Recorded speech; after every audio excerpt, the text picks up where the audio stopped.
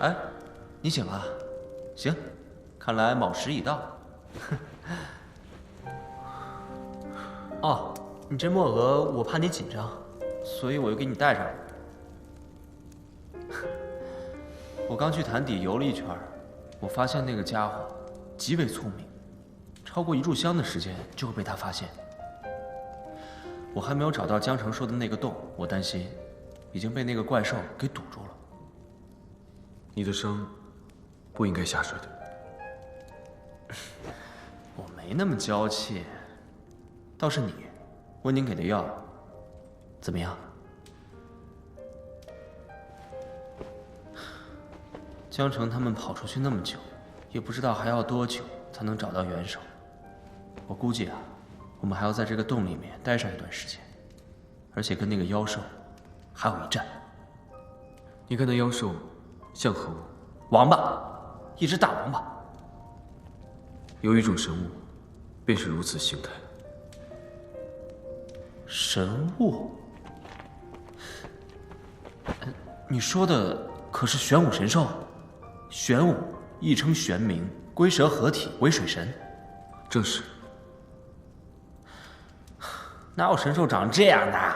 一口獠牙，还吃人，跟想象中的也差太远了吧？自然不是真正的玄武神兽，不过，我曾经听说一尊假玄武，与这只妖兽很像。假玄武是什么东西啊？你可还记得，蓝以前被提到过的屠戮玄武？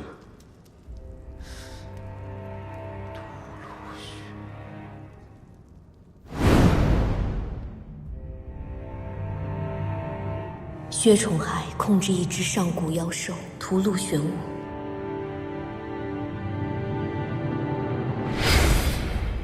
哦，我想起来了，你这么一说，跟这只大王八还真的有点像。难道说这只大王八就是几百年前薛崇海留下的屠戮玄武？正是如此。哦，哎，罢了罢了罢了，管它是什么鬼东西，咱们不是说好一起行侠仗义的吗？如果今天咱们杀了这只大王八的话，也算是闯出侠名了。就算倒霉一点被他杀死了，那也是被一个100年、1000年，啊，不对不对，被一只万年大妖兽所杀，传出也不丢人，对不对？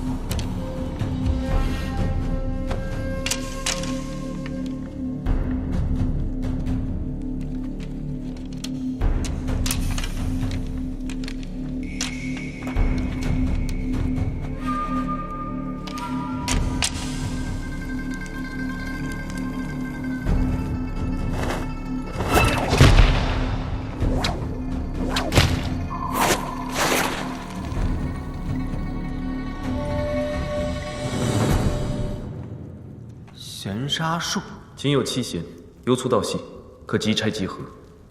切骨削肉如泥，可从内部攻破。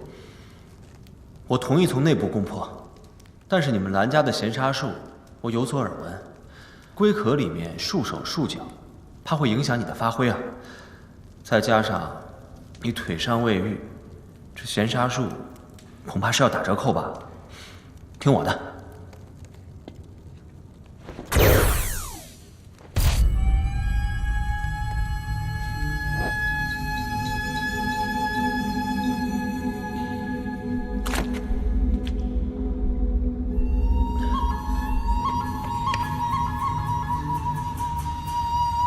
屠戮玄武龟甲固如堡垒，表皮坚硬无比，看似不可突破，但越是如此，它藏在龟壳之内的躯体部分就可能越是脆弱。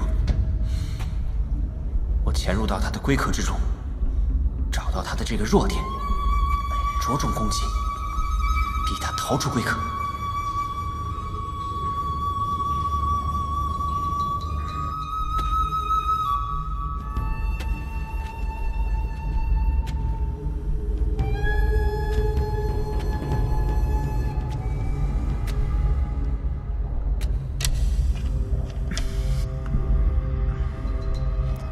待他一逃出龟壳，你就对他施展闲杀术，我们二人里应外合，与他血战到底，就看谁能耗死谁了。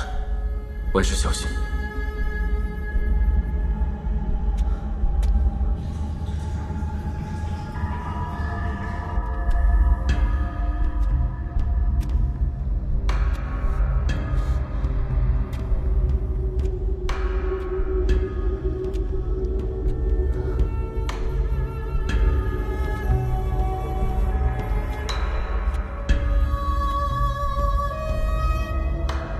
如何？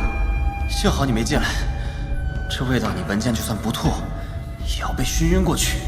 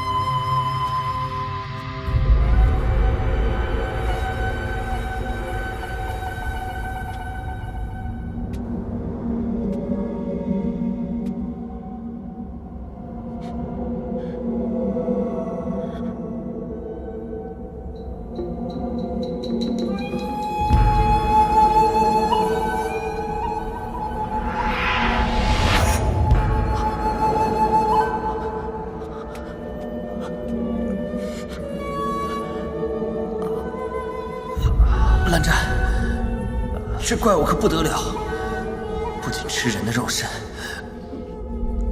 还把灵石也一起嚼了，和阴铁一样。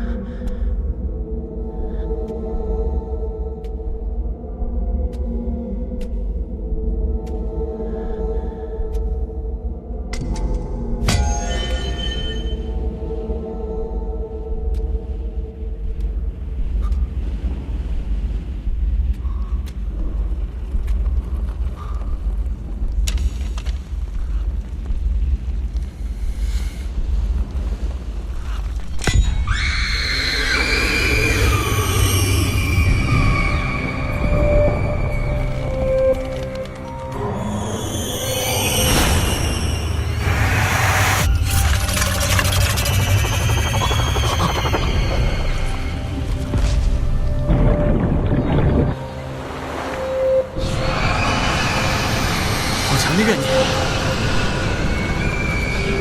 看来是这把剑，我屠戮玄武困在了这里。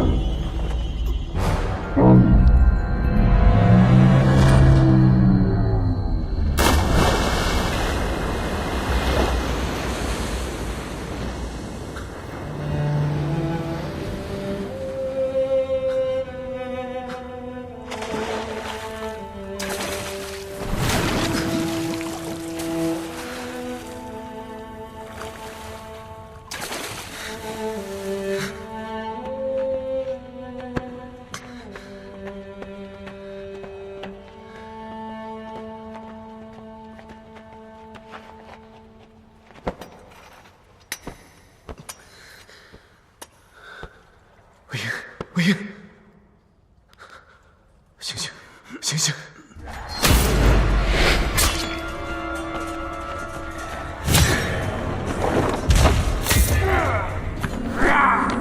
恭喜父亲，傀儡实力大增，统一各大世家指日可待。告诉温煦，让他找到薛洋，还有，在岳阳和清河与薛洋有关的所有人都好好查查。是。不过父亲，孩儿有一事不明白，您已经找到了3块阴铁，为什么还要找最后1块？3块阴铁力量再大，也不能操控已被阴铁控制的傀儡。孩儿明白了。如果薛洋同时练就傀儡，即使我们操纵3块阴铁之力，也无法反制于他。孩儿这就去办。去吧。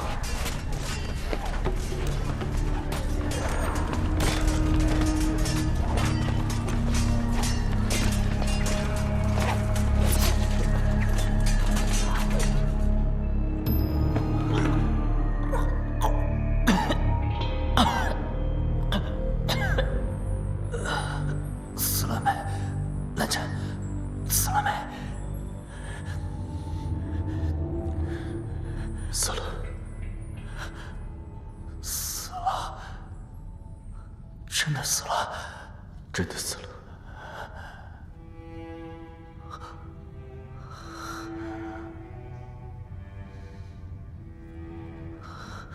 蓝湛，刚才我听到很多人在我耳边尖叫，把我震晕了。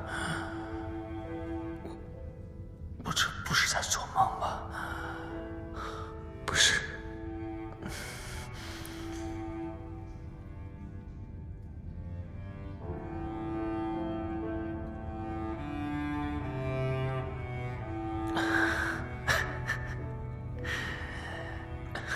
没想到，我有生之年还能看到蓝二公子如此景象。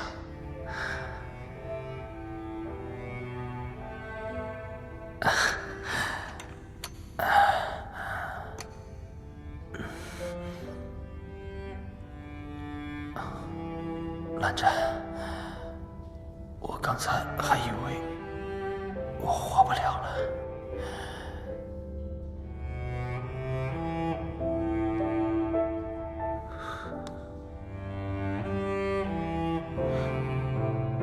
魏婴，你发烧了。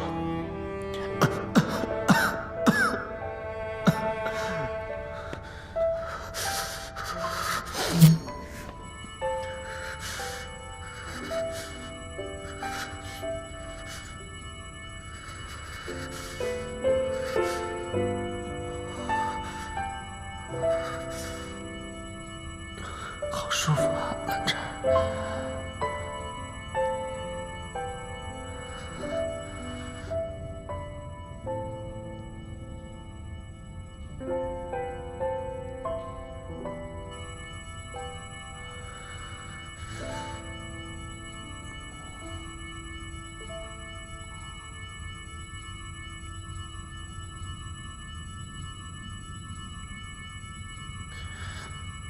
好无聊啊！京城这个臭小子，怎么还不来救我啊？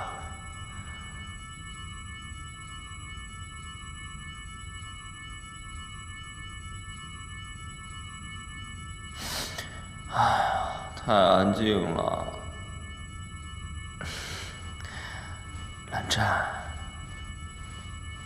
唱首歌来听好不好啊？我就知道你不会理我。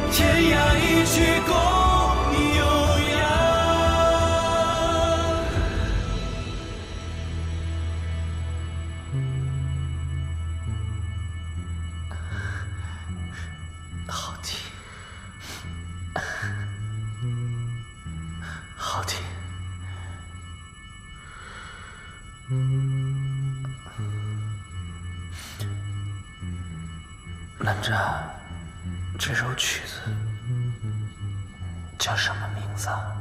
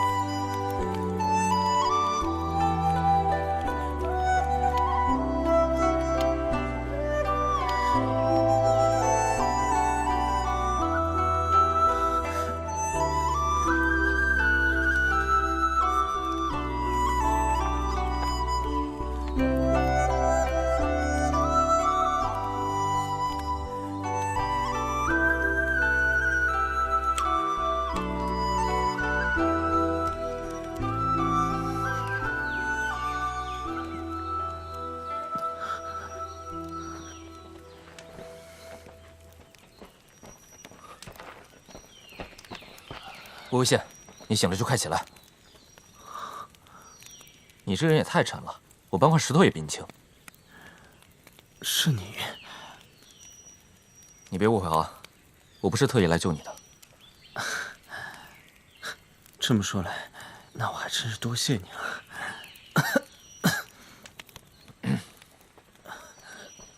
魏无羡，你醒了。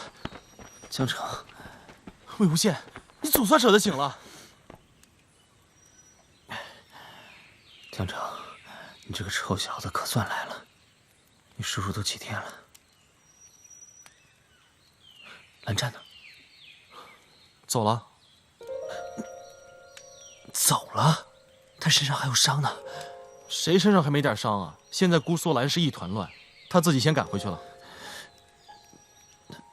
那他，魏无羡，你不先感谢我？你知不知道为了救你们，我跟金公子这7日几乎是没日没夜没合眼。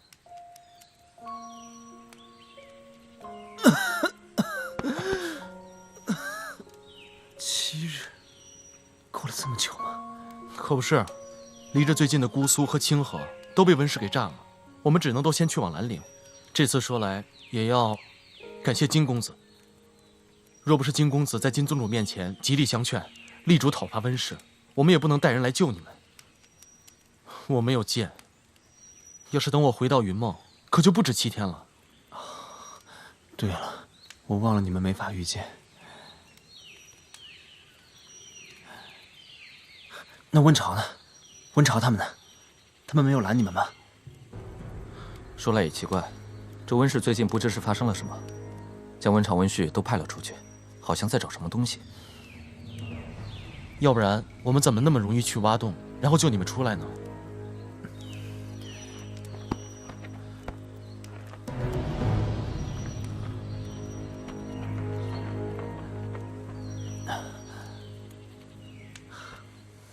不管怎么说，这一次是你救了我们，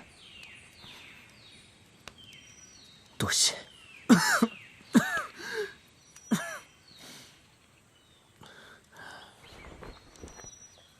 江公子，既然人已救出，我们事不宜迟，赶紧走吧。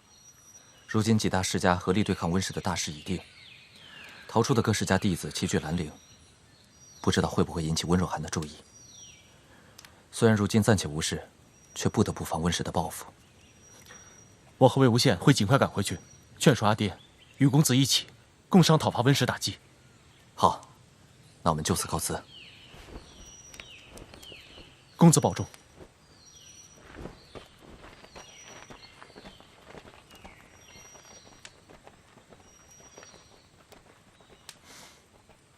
想不到这个金子轩还真有担当。走了。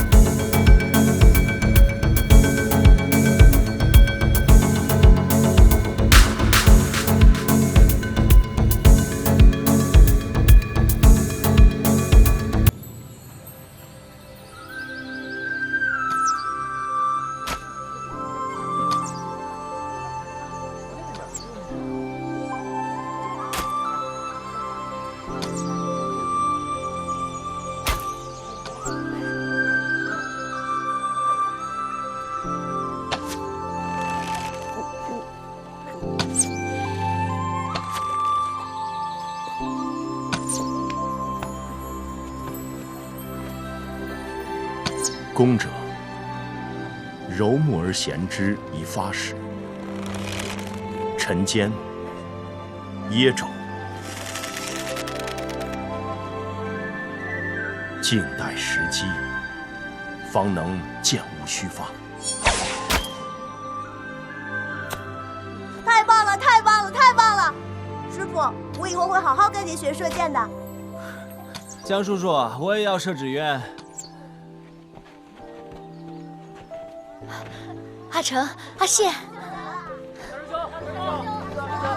师姐，回来了。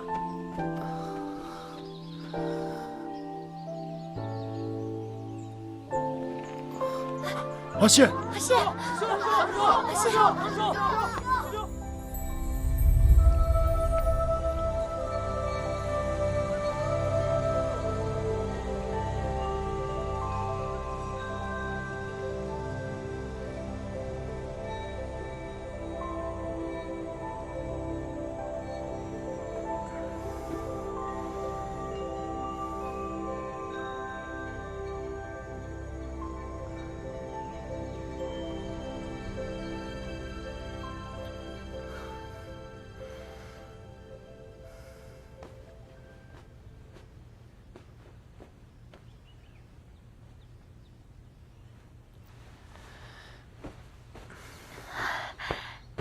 你醒了。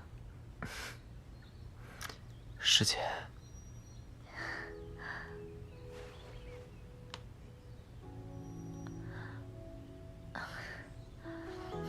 好了，终于不烧了。师姐，我渴了。别急，姐，你熬的汤我帮你拿过来了。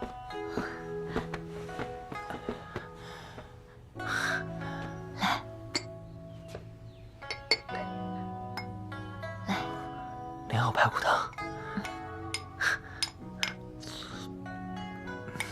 好喝。师姐，你做的莲藕排骨汤是这世界上最好喝的莲藕排骨汤。你是不知道，我在玄武洞那几天啊，肚子饿的时候，满脑子都是师姐你做的莲藕排骨汤。你别着急，慢点喝，锅里还有呢。好喝。阿宪，怎么样？好些了吗？哎，别下来，别下来。江叔叔，我好多了。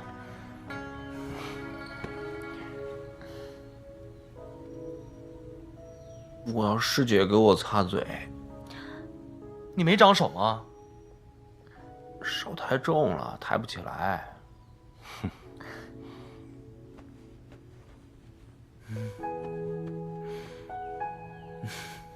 我再去给你做点好吃的。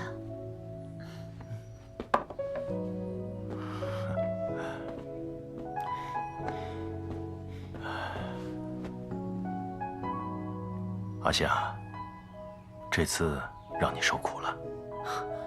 江叔叔，我其实还好，只是在那个洞里面待了几天。倒是江城，他辛苦，奔波了数日来找我。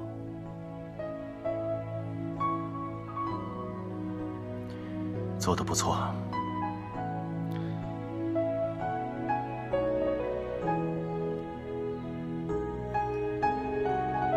恭喜你了。恭喜什么呀？只是你不在，要是你在的话，那颗头也有你的份儿。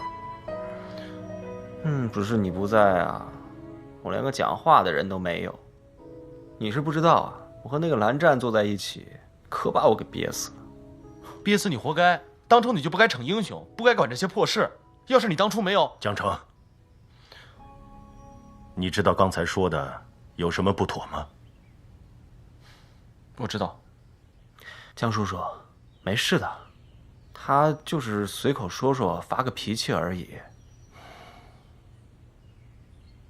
阿成啊，有些话，就算是生气，也不能乱说，说了，就表明你还没明白我云梦江氏的家训，还没有。是，他不明白有什么关系啊？魏婴明白就够了。明知不可为而为之，说的可不就是像他这样，明知道会给家里带来什么麻烦，就还要闹腾。你怎么来了？哼，可笑！我竟要被这样询问，江宗主，你还记不记得我也是莲花坞的主人？记不记得这里的每一块土地都是我的地界？记不记得这坐着的和站着的哪个才是你儿子？我当然记得。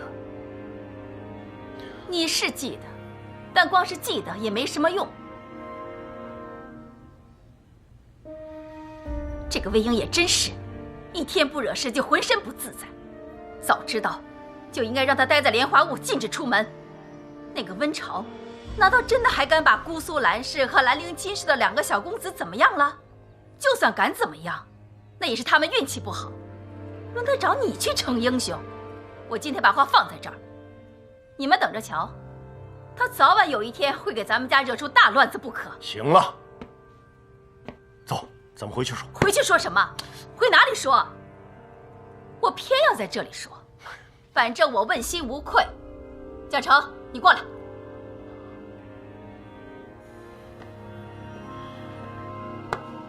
江宗主，有些话我不得不说了，你好好看清楚，这个才是你的亲生儿子，莲花坞未来的主人。就算你是因为他是我生的而看不惯他，那他也还是姓江。我就不相信你不知道外边的那些人是怎么说的，说江宗主这么多年来还对某某散人痴心不改，视故人之子为亲子，甚至还说魏婴会不会就是你的于子渊。江风眠，你以为你的声音大就怎么样了吗？我还不知道你了。哼！你给我站住！我还没说完呢。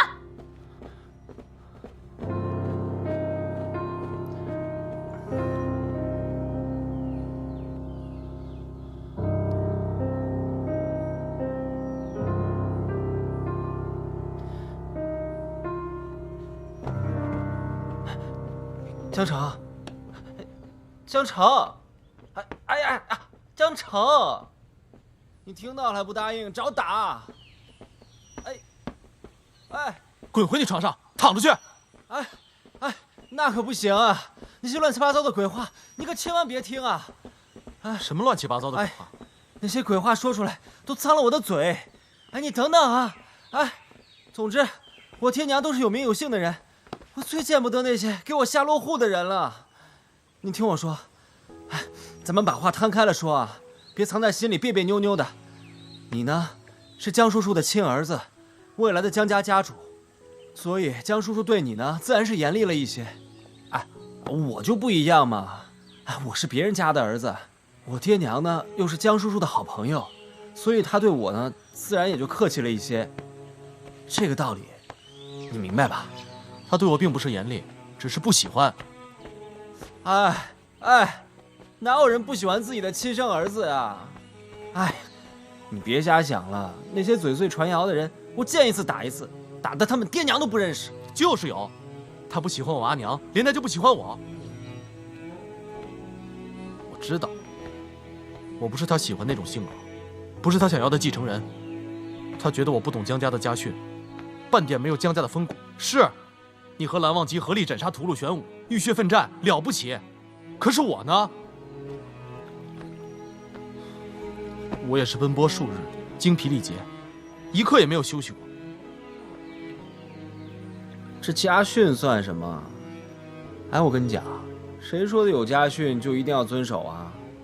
这姑苏兰氏3000多条家训，如果每个人都遵守的话，那还活不活了？再说了，谁说做家主就一定要受家风、从家训的？我就不信，咱们云梦历代这么多位家主，每个人都一样。再说，这姑苏兰氏不也出过蓝毅这样的异类吗？可谁敢否认他的实力和地位？论及兰家的仙门名士，谁敢略过他？谁敢略过他的闲杀术啊？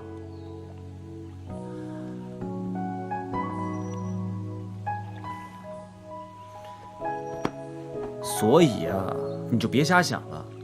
等你将来做了家主啊，我就做你的下属，就像你爹和我爹一样。这姑苏有双璧算什么？咱们云梦就有双杰，所以谁都不能这么说你，知道吗？哎，你自己也不行，谁敢说我就揍谁，知不知道？就你现在这样，能揍谁啊？江城，你现在疼得要死，当初为什么逞英雄？活该，给你长记性。我是逞英雄吗？我那是迫不得已。